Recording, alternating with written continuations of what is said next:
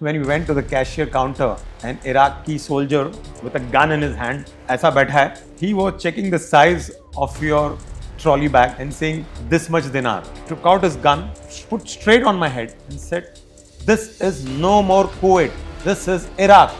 If you say next time Kuwait, I'll shoot you." Heard some gunfire shots. We peeped out of the window, me and my sister-in-law, and we saw Iraqi soldiers, and they had shot down 4 Kuwaiti people. In fact, 35 years from now, I still get goosebumps और रोंगटे खड़े हो जाते जब वो बात याद आती है.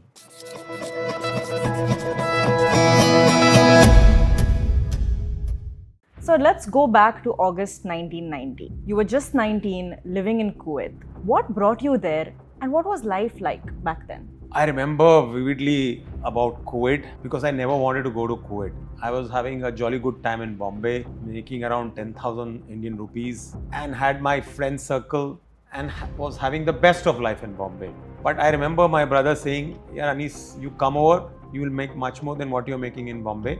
And I couldn't say no to him and I landed in Kuwait. How was it different in Kuwait? I'm afraid it was not good. I still remember once I landed at the airport and the stare what the immigration officer gave, and he asked me, "Why have you come here?" in a very arrogant way, which took me aback and scared me. And I said, "I've come to work. I've come on a work visa." And then he again asked me, "Who's there in your family?" I said, "My brother, my sister-in-law." But that actually made me feel that wherever I come, I've come on a work visa. And I did not expect this sort of a welcome. That disappointed me.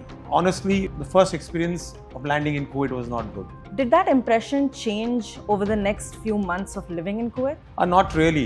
Why, I'll tell you. Because my routine was home to office and office to home. I did not have any friends, even though I was staying in a very nice house. But I was missing Bombay so much. I had my girlfriend in Bombay, my friends playing cricket all time, and making decent money for my age at 19. I felt homesick in Kuwait. So when you first heard that Iraq had invaded Kuwait, what went through your mind? Let me tell you, I never knew what is the word invasion or invade. I remember very, very clearly that morning of 2nd August. I was in the office at 8 o'clock because our office starts at 8. And then in 15 minutes, my brother called the landline of the office and said, "Bro, I'm coming to pick you up. Kuwait has been invaded by Iraq." I did not understand still that time what is invasion. And he came, he said, "Anis, Kuwait pe Iraq ka kabza ho gaya." And I could then understand that what he actually meant by invasion or invaded. We straight went to the supermarket because we had to fill in the essentials. After we filled our essentials in the trolley, when we went to the cashier counter, an Iraqi soldier with a gun in his hand, aisa baitha hai, and he was actually not punching all the goods what you have bought. He was checking the size of your trolley bag or the trolley and saying this much dinar. That's how it worked, and that was chaotic and scary. Next few days we were only at home, at least I remember for a week, because there were gunshots being heard. We could see tanks from our room and it was very scary. Usme kahan niklenge? Where do you go out? You would rather be safe than sorry. And so we decided that we had a small baby. My nephew was just 1 year old, and my sister-in-law, my brother and myself, we all decided we should stay at home. In the middle of that chaos, you and Rizwan sir decided to sell oil on the roadside. Well, Rizwan being Rizwan, he said, "Abhi ek hafta बैठ लिए घर पे, अब काम करना है. I can't sit idle." And he said, "We will sell oil." And I was 19 years old. I was not able to understand oil बेचना है. Boss, he got hold of a vendor who gave him oil, and this was sold to the cars which were passing on the road because they had to service the car because rest all things were closed. Well, 2-4 दिन तो oil बेच लिया, थोड़े पैसे आ गए. I was happy. But one fine day, one Iraqi soldier came up straight and asked me, "Kam hada?" means what is the price of this oil? कितने का है ये? I said, 5 dinar. He said, "Which dinar?" Innocently I said, "Sir, Kuwaiti dinar." He took out his gun, put straight on my head and said, "This is no more Kuwait. This is Iraq. If you say next time Kuwait, I'll shoot you." मेरी ऐसी फट गए, got the scare of my life. But somehow वो दिमाग की बत्ती जली. I said, "Brother, my mistake. This is not Kuwaiti dinar.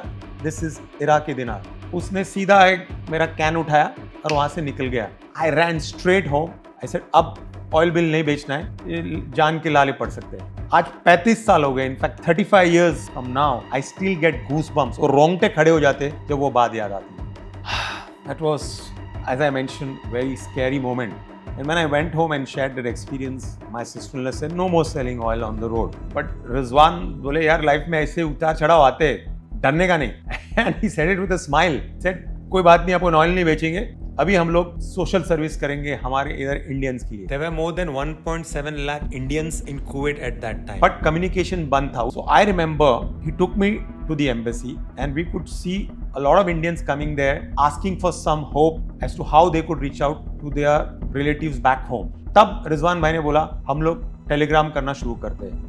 I would take down the telegram of all the people who were stuck in Kuwait. He would drive down all the way to Basra. He said, मैं ये करूँगा because मुझे इसमें अच्छा लग रहा है. I'm feeling good that I'm doing it for the society. And he continued doing this till one day when he was on the way to Basra, we heard some gunfire shots. We peeped out of the window, me and my sister-in-law, and we saw Iraqi soldiers taking over the whole building, and they had shot down 4 Kuwaiti people. उन्होंने सारी building में आग लगा दी.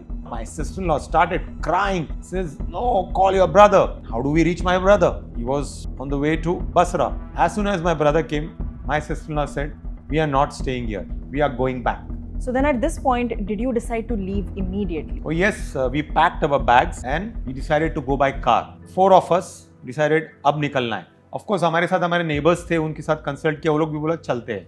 निकल तो गए, आधे रास्ते में हमारी गाड़ी बंद पड़ गई. And I would say it was a blessing in disguise. It was almost driving for 4-5 days to reach Amman, which is the capital of Jordan, which is the closest country to Kuwait. Imagine with a small kid going and driving for 4-5 days, it would have been tough. So एक कहते हैं ना कि ऊपर वाले ने बोल दिया कि नहीं आपको नहीं जाना चाहिए, आपको वापस यू टर्न मारना चाहिए. कैसे भी गाड़ी ठीक किए, हम लोग वापस आ गए. फिर हम लोग फिर एम्बेसी चले गए. Obviously now my sister-in-law was not allowing my brother to go to Basra to do the telegram.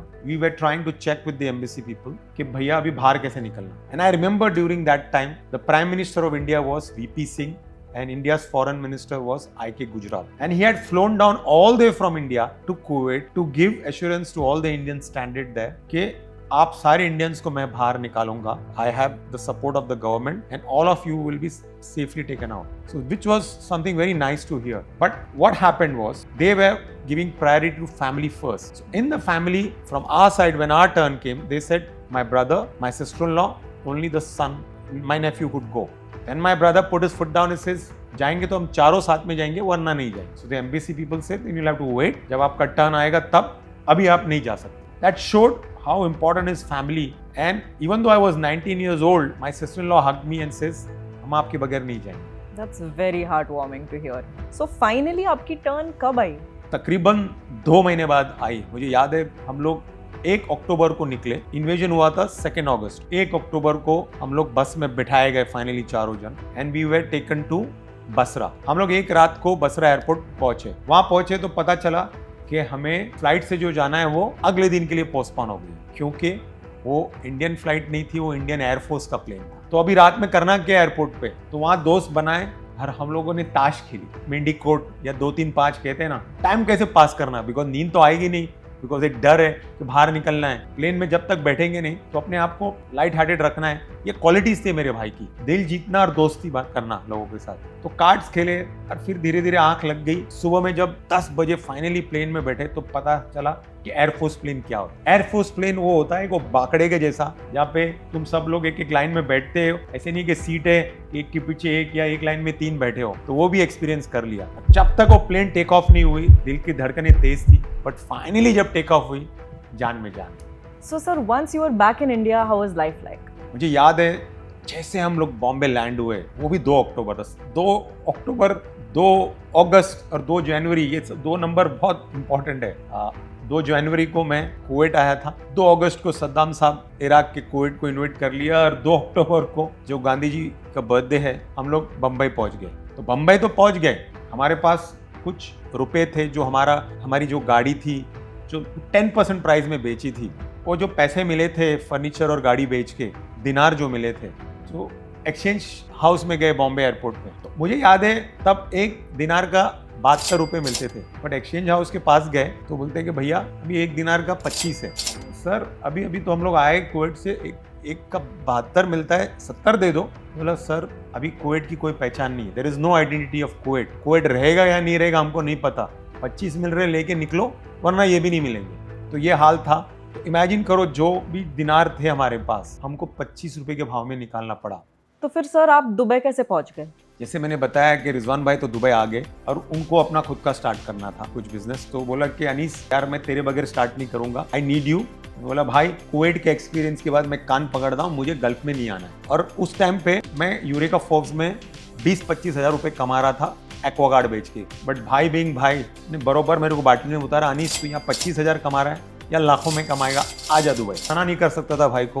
पहुंच गया मैं 12 नवंबर 1992 को। और मुझे वो दिन अभी भी याद है। जैसे मैं दुबई पहुंचा मेरे दिमाग में वही ख्याल था, यार वो इमिग्रेशन ऑफिसर घूर के देखेगा तो यहाँ क्या देख रहा हूँ। इमिग्रेशन ऑफिसर मुझे स्माइल दे के पूछता है के फालक कैसा है आप। मैं चौंक गया। ये दुबई में और कुवैत में टोटल जमीन आसमान का फर्क है। भाई ने रिसीव किया, गले लगाया, बोला चल तुझे खाना खिलाने लेके जाता हूँ। ले गया मुझे करामा के एक एरिया में। आजू बाजू में देखता हूँ तो सारे इंडियंस। तो भाई ने यही बोला अब वापस जाना है बॉम्बे। तो मैंने एज ए शीपी स्माइल देख के उन्हें बोला यार भाई मान गए तुम। और उसके बाद रेस्ट इज हिस्ट्री। डैन्यूब बन गया और हम यहाँ बस गए।